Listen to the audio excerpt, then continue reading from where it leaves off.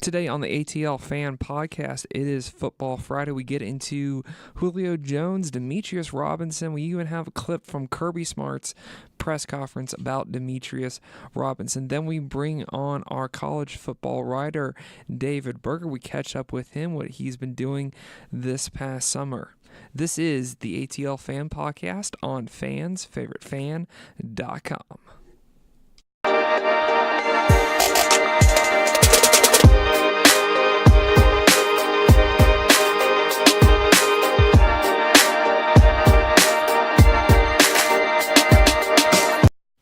It seems like nowadays all the new startups are born online and they develop online to very successful companies.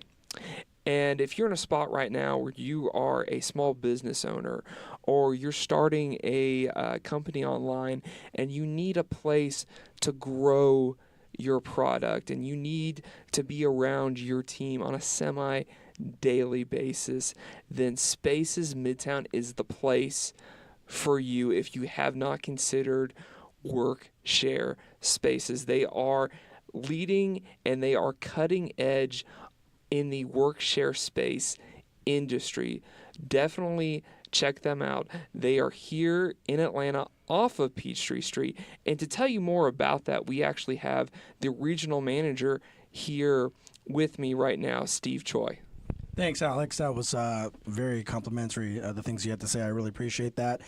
Absolutely. We're here to help professionals, entrepreneurs, business people, small companies, large companies, whomever that needs to get away from their home and create some productivity and get some work done. We have over 8,000 square feet of collaborative space, which is first come, first serve for individuals and small businesses to come utilize. And we also have over 40,000 square feet of private space on our second floor. We also have a huge network all around the world for professionals like yourself to utilize. So you're right. If you are an online business, but you still need to gain some productivity by coming in and meeting with your team or just getting out of the house, definitely come check us out at Spaces Midtown. It's www.spacesworks.com. Let us know that Alex sent you, and we'll offer you a 5-day test drive absolutely free. Again, that's spacesworks.com. And I'm Steve Choi. I appreciate it, Alex. Thanks again. Yeah, that sounds like a great deal that you have going on right now. I'm going to put the website that Steve just said in the show description. Like I've said before, they are on Peachtree Street. They are a block north from the Fox Theater, so you cannot miss them on Peachtree Street here in Atlanta, Georgia. Check out Spaces Midtown if that is what.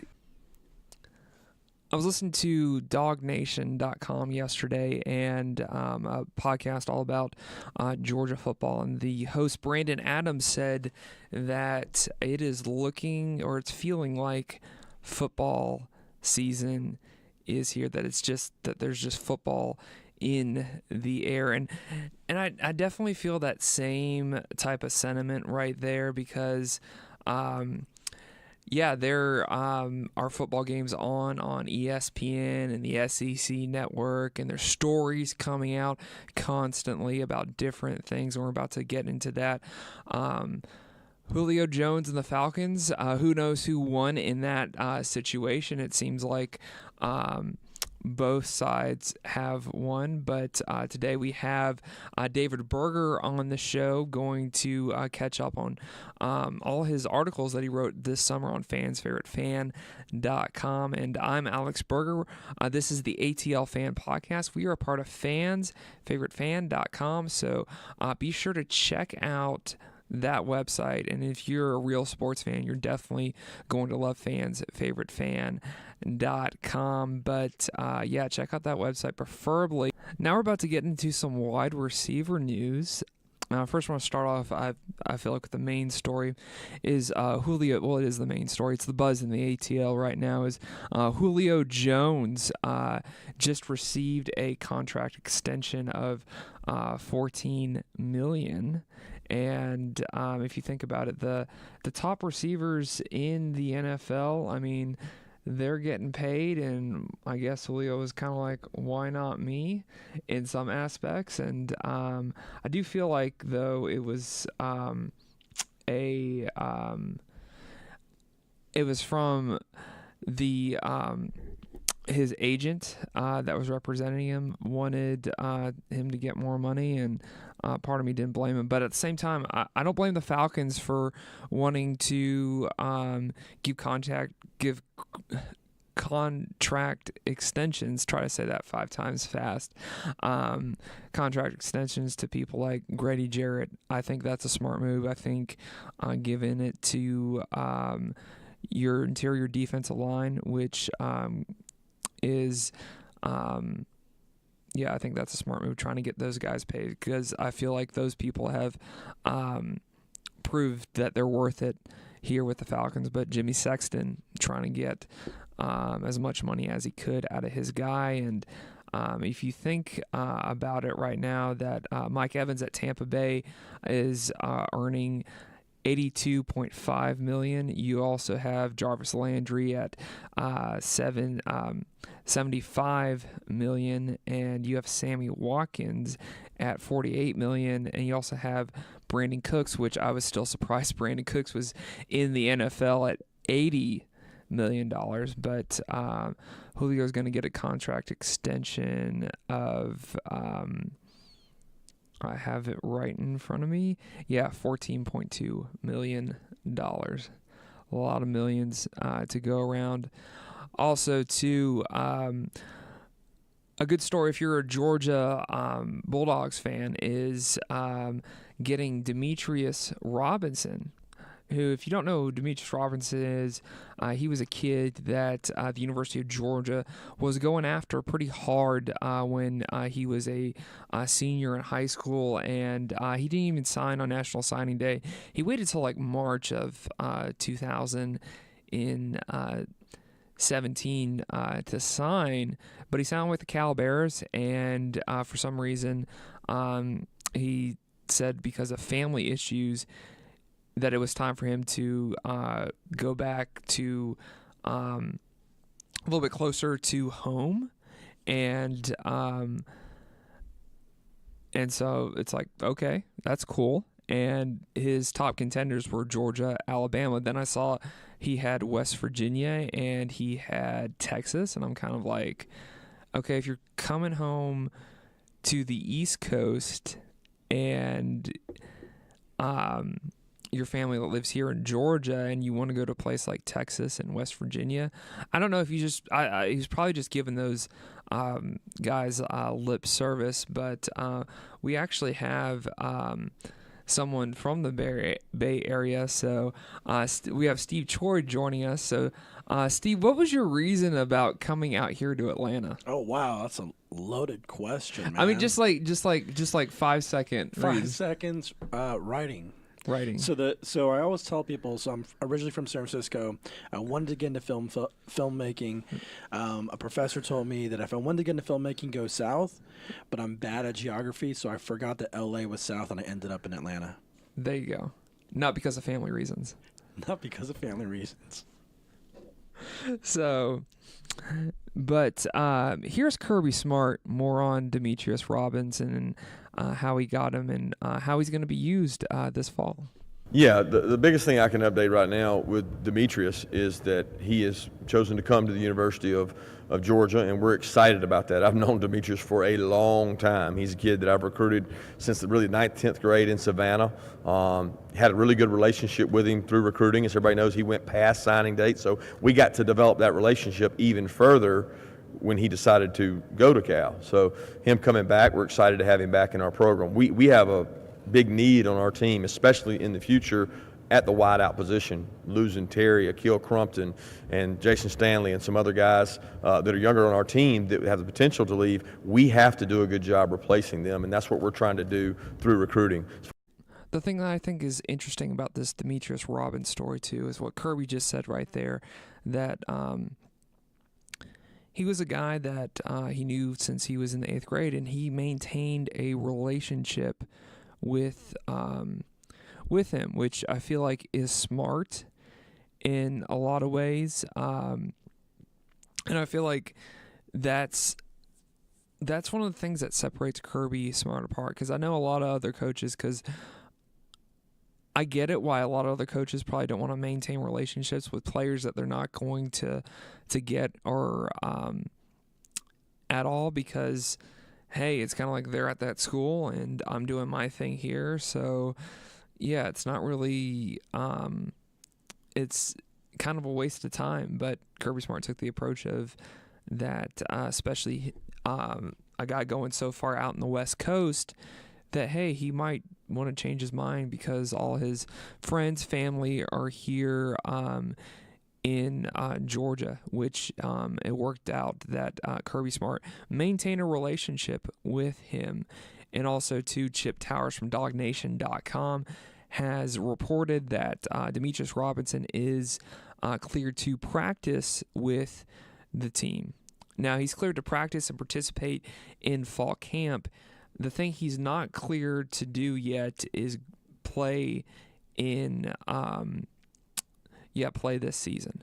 But still, I feel like what Kirby Smart said in this, said in that clip is that he is good right now for our depth at the wide receiver position, because that's an unproven area, and that's an area that doesn't have a lot of depth right now. The only person in that wide receiver room who has really proved that he should be there is Terry Godwin.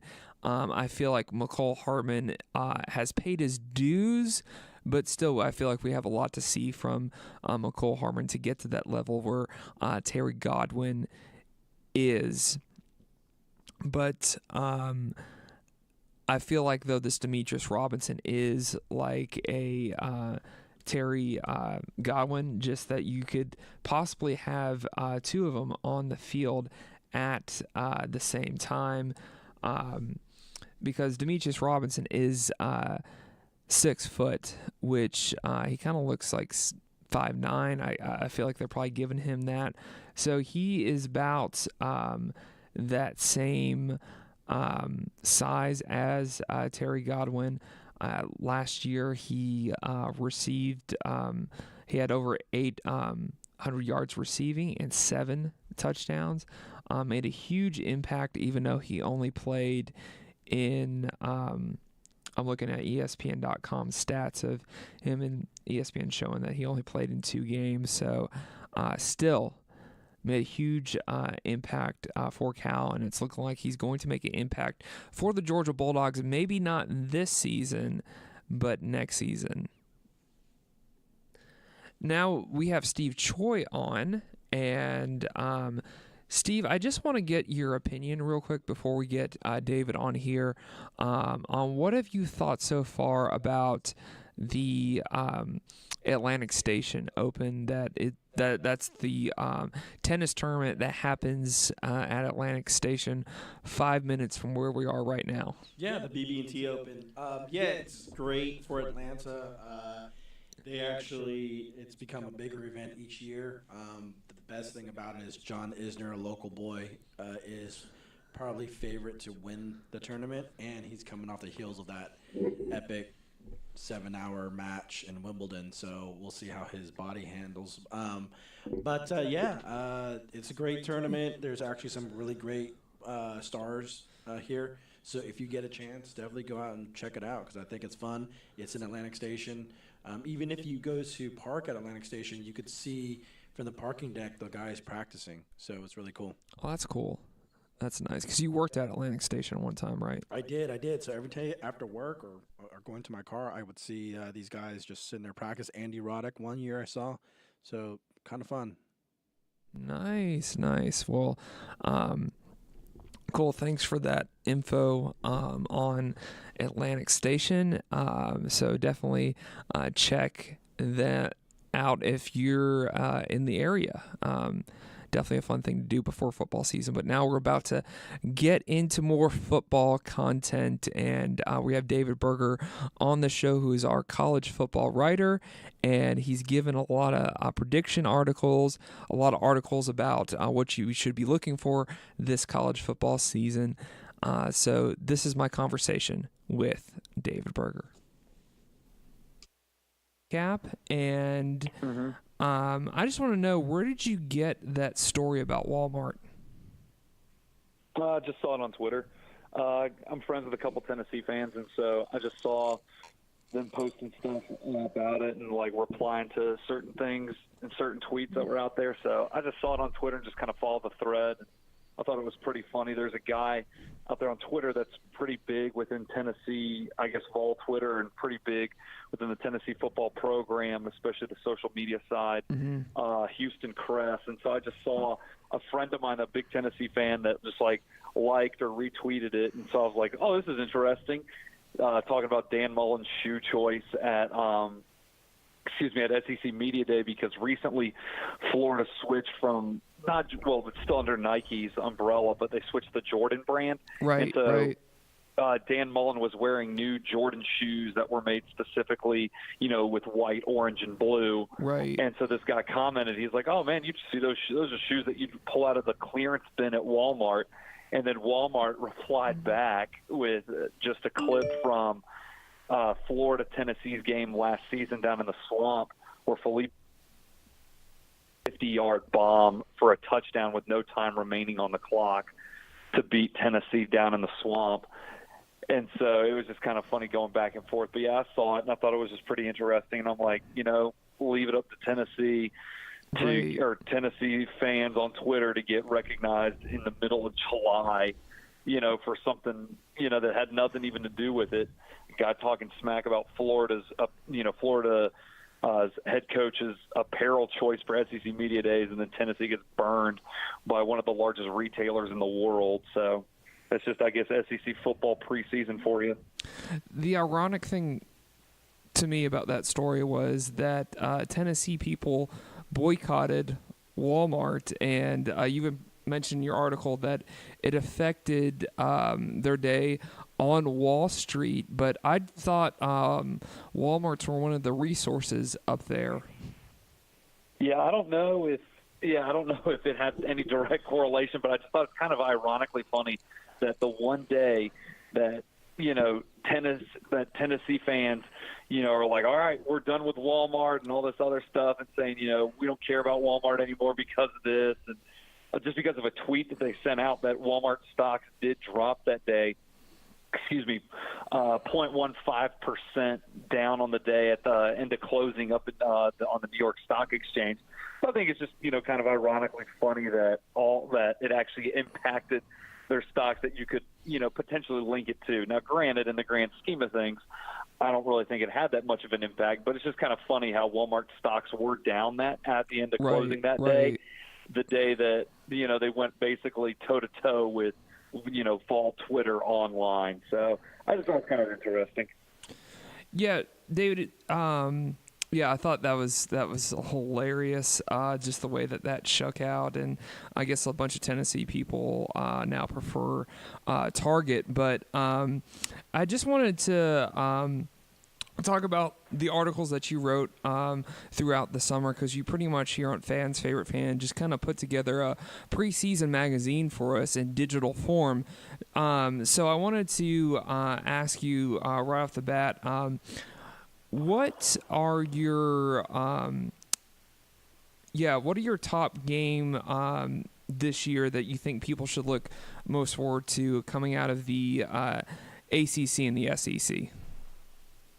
Out of the ACC, really, some of your best games are going to involve an upstart Florida State team rebounding from last year. DeAndre Francois went down in the first game against Alabama in Mercedes-Benz Stadium last year. So if he can have a great showing this year, Florida State could put up a lot of good ratings on TV. But the first game that comes to mind is going to be that Florida State-Virginia Tech game.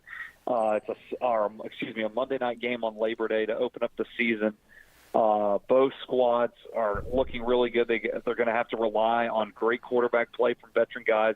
Like I said, DeAndre Francois at Florida State, Josh Jackson at Virginia Tech, and it's going to be Willie Taggart's first game. Not just first, ACC game, but first game overall at Florida State. And then you have Justin Fuente, coach at Virginia Tech, going into his third season. A lot is riding on both teams, because if Florida State can get the upset, potentially get the upset, which it'll be interesting to see what the line is going into the week of that game, because it's at Florida State. Virginia Tech should be ranked higher than Florida State going into the year. But granted, Florida State may have to pull an upset against a decently veteran team. Virginia Tech has lost some people on defense in the NFL draft, but at the same time, Tech's offense should be pretty stout. So going into that, you have Willie Taggart in his first game ever. Huge game. Justin Fuente, again, going into his third season. So it'll be just interesting to see how the quarterback play for both teams will set the tone not only in that game, but that game could set the tone for the rest of the season for both of those teams. I predicted Virginia Tech to go to the ACC championship game. Even if they lose to Florida State, I still think it's in the cards for them to make it to the ACC championship, because outside of them in their division, in the Coastal, it's going to get down to Virginia Tech and Miami. Now, on the Atlantic side with Florida State, it's going to get down to really Florida State and Clemson. So with that said, your next biggest game is going to be that Florida State-Clemson game, and then Virginia Tech-Miami. So your biggest three games, in my opinion, in the ACC are going to start out with that Florida State-Virginia Tech, and then your second one is, it's basically a tie between Virginia Tech-Miami and then Florida State-Clemson, because those two games are going to get down to, that's going to basically decide who can win that division and possibly represent their division in the ACC championship game that first weekend in December. Interesting. Now, what about on the SEC? What's if you could only pick one game that you felt like was the biggest that you just had to watch, what would it be? I think a lot of people, especially in the Atlanta area, would point to Georgia-Auburn, playing for the third time in 2 years, rematch of the SEC championship. But, again, if you look at it from a grander landscape and a grander picture in the SEC, it's obviously going to be the Iron Bowl. It's going to be Alabama-Auburn. It's going to be a game that will most likely decide the West again. LSU really hasn't been in the picture much in recent years. And with their rebuilding this year, they're probably not going to be in the picture. I would take Mississippi State as a third option in the West, but as of right now, it's getting down to just, Alabama-Auburn. It is one of the biggest rivalry games in all of college football. It's one of the best rivalries in the South. It's one of the best rivalries, again, in all of the sport. So going into this year, Nick Saban, Gus Malzahn, you have two great quarterbacks at Alabama that could potentially be a starter. You have Jarrett Stidham at Auburn. It's at the end of the year, last game of the regular season for both teams, so a lot will change from week one, all the way up to the last weekend in November. So, it's just got to be the Iron Bowl at this point is the best game in the SEC. Now, the SEC does have some quality games, but the Iron Bowl is definitely number one. Gotcha. Now, you mentioned Mississippi State there. So you think that they're going to be a contender outside of Alabama in Auburn, even though you have Jimbo Fisher at Texas A&M? Oh, yeah, definitely. Jimbo, I'll say this, Joe Moorhead going into Mississippi State inherits a better situation than Jimbo Fisher does at A&M. Gotcha. Joe Moorhead gets a great quarterback in Nick Fitzgerald and a pretty solid defense overall.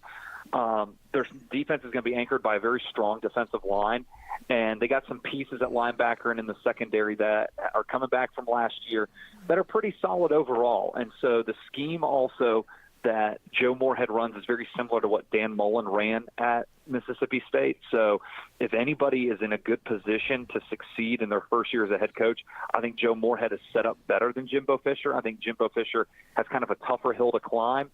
Kevin Sumlin did not leave, Texas A&M in absolute ruins. He did, however, though, leave Texas A&M with a couple big holes to fill. Quarterback was always an issue for the past couple years. They've lost a couple key players in the secondary and at wide receiver and Amani Watts and Christian Kirk. So there are some major holes to fill because, those guys were pretty much the main playmakers on defense and on offense. And now Texas A&M has to find a little bit more identity. Jimbo Fisher, I think, is a very good fit at Texas A&M. I think he will have success in College Station. I just don't think he's going to have immediate success this year. I think in the next 2 to 3 years, A&M will definitely contend with Alabama and Auburn for the West. But Yeah. right now, I think going into 2018, if there's any team that can upset one of those two teams, Alabama or A&M, I think it's going to be Mississippi State. And I think they have the tools and the talent to possibly run the table as not just the third best team in the West, but possibly the second best team in the West. I heard a rumor out there, David. I heard you do a pretty good Jimbo Fisher impression.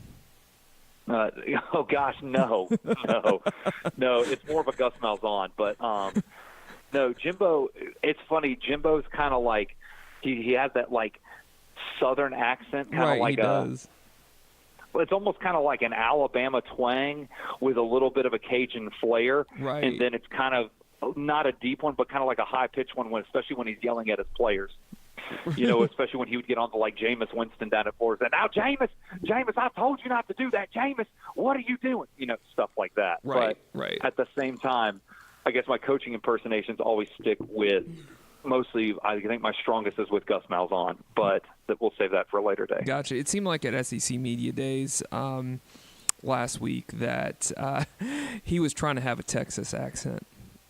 That's what it seemed like he was trying to shoot for. He's been trying to come off, more for the locals, especially down, outside of the Houston area, and trying to adapt to that Texas, everything's big in Texas culture. But no, I think Jimbo's done a pretty good job, and it's funny for a coach that's won a national championship. He's kind of flown under the radar the past couple of years, and people used to put Florida State on the back burner, and I think. If he doesn't have a good year this year, people will put A&M on the back burner, which will set him up to surprise a lot of people in the next 2 to 3 years and kind of put A&M back on that national landscape. I think A&M kind of peaked a little early in the SEC where they upset Alabama at Tuscaloosa with Johnny Manziel and everything, and then everybody had these monster expectations for A&M, right, and right, they just never lived up to it. They would put up 56 points in one game, and then they lose by 20 in another game, and then they win 56-31 against Louisiana Tech, but then they barely beat Mississippi State 20-13, but then they'd get murdered by Alabama 59-0. There was never consistency with Kevin Sumlin, and I think Jimbo Fisher will bring that to A&M. May not be this year, but in the years to come, you're going to see some success in College Station, early success, kind of like what Kirby had in year 2 at Georgia. I wouldn't be surprised if in 2019 you start seeing A&M in the top 3 in the West and fighting for, the top spot in the West. Right. Well, let's go to the other side of the Southeast right now. And speaking of coaches with having a little twang to them, well, how about we'll talk about a coach that when you hear it and when you say it, it takes you a while to say it and definitely to spell it. I want to talk about Dabo Swinney and the Clemson Tigers now. Does Clemson have the ACCs? Is it theirs to lose pretty much? Oh, yeah. Clemson's returning arguably the best defense in Dabo Swinney's tenure at Clemson, and possibly and arguably the best defense Clemson has ever had. Their front four, just on the defensive line alone, all 4 of those guys will go in the NFL draft. All 4 of those guys could go in the top 2 to 3 rounds of the NFL draft. Then you get into the linebackers in the secondary, and it's still a really solid core. Clemson's going to be, built on their defense, but then their offense, and it's, Alabama's got quarterback issues. Everybody knows that, and not necessarily issues, but they have a quarterback battle going on.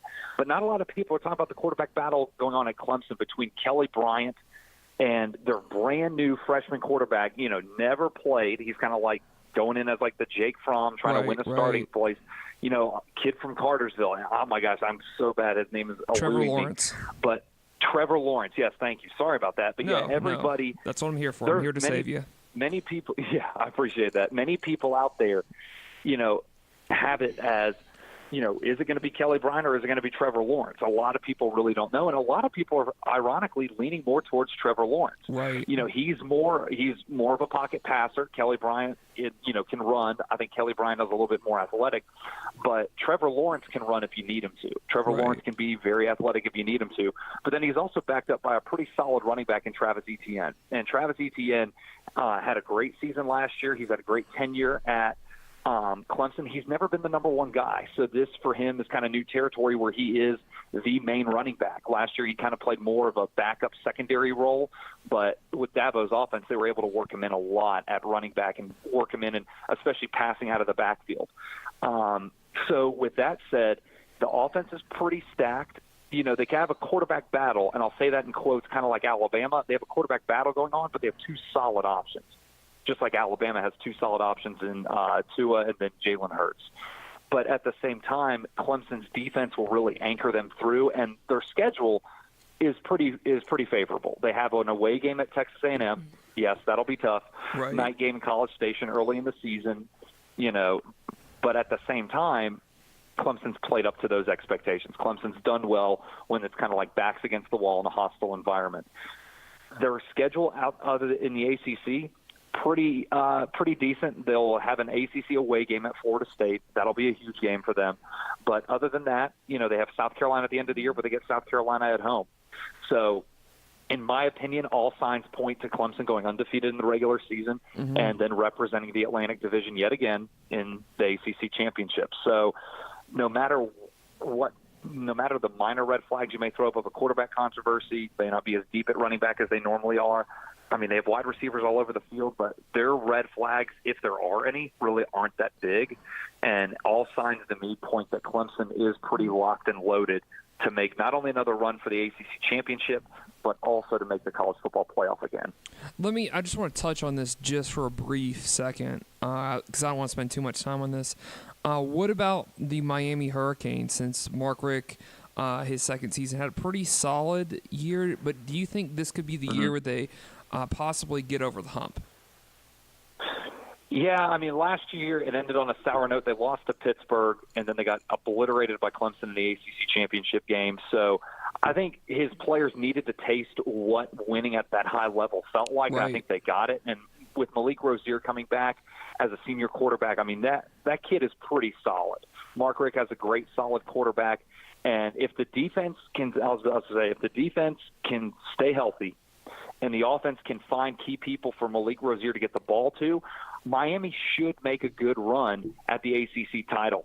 They're going to have to go against Virginia Tech. They're going to have to play a tough Virginia Tech team. But if they can get past Virginia Tech, you know, to me, again, all signs point to the fact that, you know, Miami has the ability to make the ACC championship game for a second year in a row. Now, granted, I didn't pick them to win their conference. I think Virginia Tech will do it because they have to go up to Blacksburg in order to win. I just think Virginia Tech at home with a third-year coach, Justin Fuente, can get it done. Mark Richt, still a great coach, still knows what he's doing, but at the same time, you know, as seeing down here in Atlanta, you know, so close to Athens, Mark Richt always had one or two games a year that you kind of left your head scratching, or left the game scratching your head, and I think Miami will run into that sadly again under Richt. So I just think Miami's good, and I think they'll be great. I think they can make a New Year's Six Bowl. I just don't think they'll make the ACC championship game.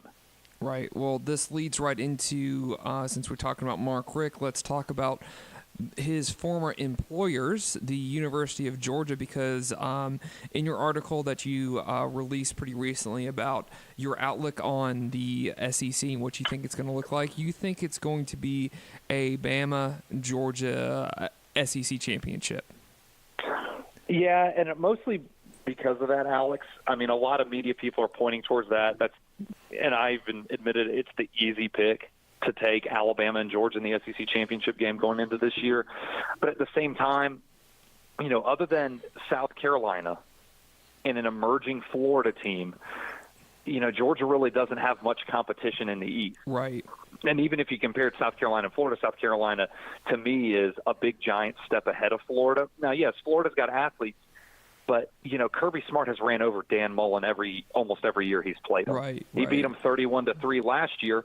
And in all honesty, he's got people at Florida that are very similar to the people he had at Mississippi State. So the athletes he has at Florida, you know, aren't necessarily light years better than the athletes he had at Mississippi State. So nothing tells me that Dan Mullen is going to shock the world and beat Kirby Smart in year two. Georgia has been getting better and better every year. Obviously, they, you know, took the expectations to another planet last year by making the national championship game. But overall, in the East, I mean, it really is, like you said about Clemson, the ACC's Clemson's to lose. The SEC East is Georgia's to lose.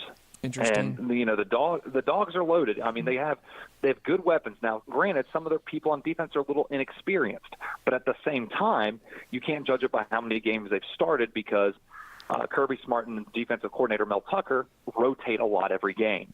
And so these guys don't have necessarily starting experience, but they have a lot of game experience. And the same thing with, the young backs on the offense, DeAndre Swift and Elijah Holyfield. They obviously didn't start any games last year, but they got some pretty good experience playing. Now, Elijah was kind of banged up going into 2018 and still had a phenomenal season, being literally like the fourth string running back. And DeAndre Swift, same thing. He didn't play in the spring game, coming off of a minor injury, but at the same time, he'll be ready to go. And then you also got to think of, they got Zamir White, the number one overall running back coming out of high school, arguably the number one overall recruit coming out of high school, plus James Cook, Dalvin Cook from Florida State, his younger brother. And James Cook is, top 5 running back in the nation coming out of high school, depending on, which poll you look at. So right. Georgia's loaded. They got great senior leadership. They got great depth. And, there's nothing that says Georgia won't be, representing the East in the SEC championship. Now, you have a monster game week 2 at Columbia against South Carolina. That can determine a whole lot for both squads, South Carolina and Georgia. But at the same time, right now, I'm still leaning to Georgia. I'm still going to lean towards Georgia in that game unless, after week 1, there's some glaring issues against Austin Peay that I see, then, my opinion might change otherwise. But right now, it's pretty much Georgia's to lose. Now, do you feel like, because last year the flow of the SEC it seemed like it was just Alabama and Georgia, and they're eventually going to collide in the SEC championship. Do you feel like this year you're going to have the same thing, or do you feel like a program like Florida or Tennessee or Arkansas or Mississippi State, one of these places that has a new coach is going to get attention for a little while, not through like the whole season, but just show glares of there could be someone else here, kind of like how Auburn just kind of creeped in there at the end of the year? Or do you feel like it's just going to be Georgia and Alabama throughout the year? I think 2 teams, especially with new coaches, that could do something like that, and Mississippi State in the West, and then Florida in the East. Florida has a very favorable schedule. Now, It gets a little tougher towards the end, but, Florida could possibly go into the Georgia game with 1 or 0 losses. But I could see that happening. Florida rolls into, Jacksonville at 7-0 or 6-1 or whatever, and then loses by 20. Like, I could totally see Florida winning, like, close games, but then getting to the Georgia game and then kind of getting their doors blown off and everybody saying, okay, this is what we expected. Like, it was kind of illusions of grandeur with Florida being so great in the beginning because they have a Tennessee team that's down. They have a Kentucky team that's pretty awful. Kentucky really only has a running back, Benny Snell, who's arguably the best back in the conference outside of Damian Harris. And they have an LSU team that's going to be struggling this year. So with that said, Florida will have a pretty favorable schedule up until they play Georgia, and then they play Georgia, South Carolina, and Florida State. Florida's hardest games are on the back end of their schedule. And so it could be a lot of, people saying, oh my gosh, Florida's really good. And then they go into the Georgia game, lose by 20, and everybody's like, oh my gosh, what happened? It's kind of like, well, Florida had an easy schedule, and nobody really took that into consideration. Mississippi State, on the other hand, Mississippi State, for a first-year head coach could be really solid just because they have a great, solid core. And then next year you may really see how good Joe Moorhead is of a coach when he doesn't have, a veteran quarterback. He loses people on defense. So Mississippi State, their biggest games, again, are going to come down to Auburn and Alabama, as, usually any team in the West will tell you that. So if they can get past LSU kind of in the earlier part of the season, Mississippi State could be rolling into those Auburn and Alabama games undefeated as well. Then again, it's going to come down to, again, great teams play great against other great teams. Right. Can Florida play well against a great Georgia team? Can Mississippi State play well against great Auburn and Alabama team? Only time will tell.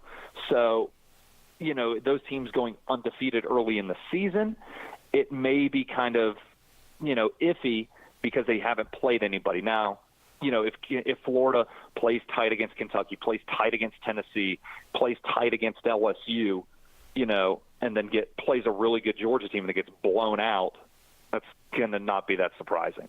Right. But at the same time, that was kind of the case last year. They played tight against Tennessee and won on a miracle. They played tight against, Kentucky and won in the last final minute last year. But then Florida loses by a point to LSU and loses by 1 or 2 points to A&M in back-to-back weeks. They have the week off. They go into the Georgia game, and then they lose by 35 to Georgia. And everybody's kind of like, okay, Florida is as bad as we thought they were. So that's what, in the SEC, it's really hard to tell, especially in the beginning of the year. But it's going to be interesting when you have a decent team like Florida does going into the season. They have athletes. Now, whether they can put that all together is one thing. So if they go into these Kentucky and Tennessee games where they should win by 10 or more points and it's really close, it may tell you, okay, maybe Florida isn't as great as people were hyping them up to be to challenge Georgia. Mm-hmm. No, just to close out here, I just want to get your opinion, first of all, on Alabama only returning 3 starters, and what is your favorite rivalry, and also to tell me just how special the Army-Navy game is. All right. First, Alabama. Alabama are returning 3 starters on defense. Now, granted, Alabama's offensive line is going to be one of the best in the country. They literally returned 4 out of 5 starters to the offensive line alone. So Alabama, and a lot of people don't want to hear this. A lot of Georgia fans don't like this, but Alabama doesn't rebuild. They reload. I don't care how many Alabama could have 0 returning starters on defense, and Alabama will still win 10 games. Like, it's just that simple. Alabama has athletes all over the field. People forget, and especially some Georgia fans locally forget, that Alabama recruits literally almost just 5-star athletes coming out of high school. And, yeah, you can argue that stars don't matter. You got to play up to it. Well, a lot of these Bama players do play up to it, and that's a testament to Nick Saban and his staff as they keep putting people in the NFL. Saban has key people coming back on defense. It doesn't necessarily matter how many. It kind of matters who. They got a guy, Deontay Thompson, in the secondary that's going to be a leader in that secondary. You got a guy, Xavier McKinney, that we knew personally from Roswell. We did. That's moving up in the defense. He'll be a sophomore. He's most likely going to be a starter at one of the safety positions. He's very talented. And so being under Deontay Thompson's, wings, I guess so to say, he could be a great player for the Tide.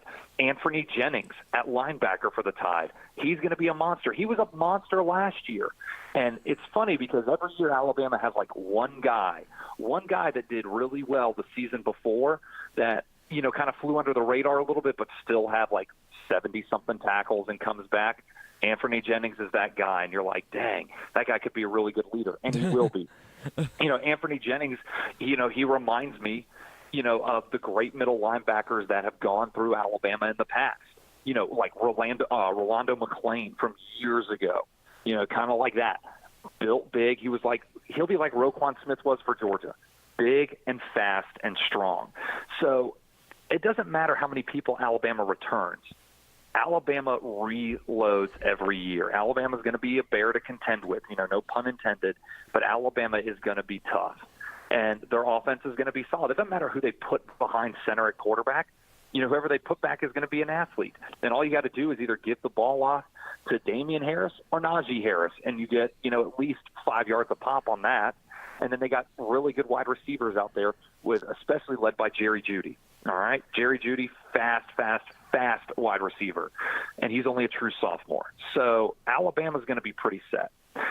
In terms of rivalries, I'm a big fan of the Iron Bowl. I've always liked the Iron Bowl in terms of just what's at stake every year. I've also liked Ohio State-Michigan, kind of. It's one of those old Big Ten rivalries, that goes back for decades, just kind of like at the heart and core of what college football stands for. But my favorite rivalry of all time is Army-Navy. Interesting. Nothing to me beats Army-Navy because just the pageantry and the history of the game and the history of what it stands for means so much to me personally. And you know this, having a grandfather that was in the Army Air Corps during World War II, but then my other grandfather, my dad's father, was in the Army as a career soldier. And, you know, he fought in World War II, Korea, and the Vietnam War. And so Army-Navy just means that much more to so many people across the country that have had, you know, ancestors and relatives that have fought in the Army or served in the Army or served in the Navy, served in the Marines, this, that, and the other. And so Army-Navy gets basically summed up to one quote to me that I loved, and it came from the introduction to the Army-Navy game that CBS put out last year. That's absolutely amazing. It's, in my opinion, one of the best intros I've ever seen to any college football game, and it says, Army-Navy is the only game where those that are playing in it are willing to die for everyone watching it. Wow. You know, think about that for a second. That's really something. The only right there. game where everyone playing in it is willing to die and sacrifice himself for everyone watching it. And just the traditions behind it, like all the little things leading up to it, the Corps of Cadets and the midshipmen that march into the stadium, you know, what they call the prisoner swap, where they've had, you know, a couple midshipmen that have been taken to West Point. They take classes at West Point for a couple weeks, and then a couple cadets that have gone down to Annapolis and take classes at Annapolis for a couple weeks, and they do that prisoner exchange thing. Everything about it is great. You have former presidents who have played in the game. You have, you know, Heisman Trophy winners that have played in the game. You have national championships on both sides from the 40s.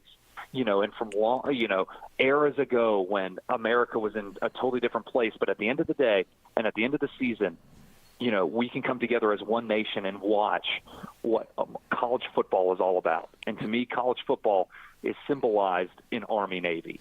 And, you know, I love the Iron Bowl. I love Ohio State, Michigan. I love the neutral site games like Georgia, Florida, Texas, Oklahoma. But to me, at the end of the day, if I have to choose one rivalry, I am picking Army-Navy.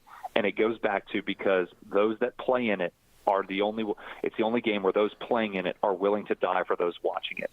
Because at the end of the day, when those kids graduate and they go on and serve our nation, they're getting called for a higher purpose for our country. And so that, to me, you put football in that, you put one of the greatest sports in all of, you know, the history of this planet in with Army-Navy. That's what makes Army-Navy the greatest rivalry in all of sports and in all of college football. Right. It's that sacrifice. You also forgot, too, that a Super Bowl MVP quarterback played in that game as well. Yeah. Oh, and it's also recently they've had, like, the coolest uniforms. You know, every year each the branches, Army and Navy, are kind of like saluting a different part of, you know, the Army or a different part of the Navy by designing their uniforms a specific way, whether it's Navy's Blue Angels, and this past year it was the 10th Mountain Division out of Colorado. And the year before, Army, you know, saluted the 82nd Airborne by remaking their entire uniforms like paratrooper uniforms that the 82nd parachuted in, you know, just to look like the uniforms that the 82nd parachuted in when they did the Normandy invasion in World War II. So just those little things make, to me, a huge difference. And it's like they do that for that game and only that game. So, I don't know. It just, I mean, yeah, teams make uniforms for certain big games, but the fact that Army-Navy is now doing it every year to honor, you know, different divisions and different parts of their branch is really cool to me, and just represents it gives it a little bit more added flair to make it as amazing as it truly is. Good stuff right there, David. Really appreciate you coming on today, and we're about 28 days away from kickoff. Man, isn't that amazing? Doing the quick math there, yeah. Yeah, had to do the quick math and everything. So appreciate you being on Football Fridays. You've helped fill our college football appetite today. And where can we reach you at on social media. You also write for Fans Favorite Fan, but where can we reach you out on social media to see what you got going on, especially with your Twitter account?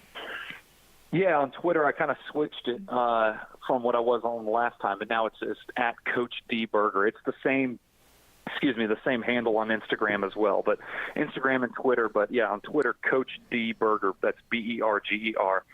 And yeah, I mean, if your viewers and your listeners like what they're listening to or whatever, want to check out the articles, do so there. Hit up my mentions on Twitter and comment. We'll go back and forth and just have a good old discussion about the greatest sport on the face of the earth. So. Right, he's a really good follow. Especially when we kick off college football on Saturdays. Yeah. I live tweet a lot of games throughout the day on Saturday. And then if I'm at a game, I'll live tweet during the game that I'm attending. So, just doing my thing for the internet. Right, exactly. Well, good luck, David, with those hot practices during these summer months. Yeah, man, I appreciate it. Thanks again, Alex. All right, no problem. Thanks for coming on. All right. Well, with that being said, how many days away are we, Steve? We are 36 days away for Georgia and Georgia Tech. Wow. And 34 days away for kickoff for Georgia State. Well, it's closer than you might think. Or maybe it's a little bit farther away than you might think. But again, we just want to thank Steve Choi for joining the show today, all he does for the ATL Fan Podcast. Also, we want to thank David Berger for coming on the show.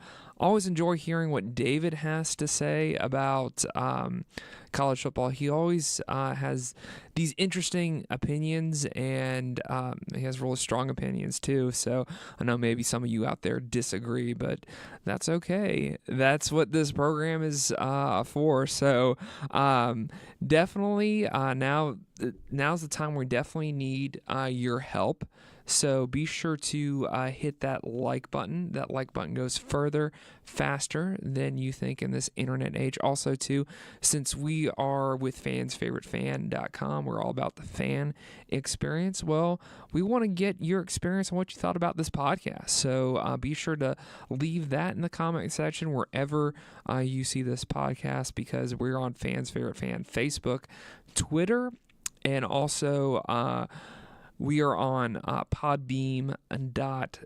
So now go check out Fans Favorite Fan. You're not going to be disappointed. Another Football Friday in the books. And ATL Fan Podcast, episode 73, out.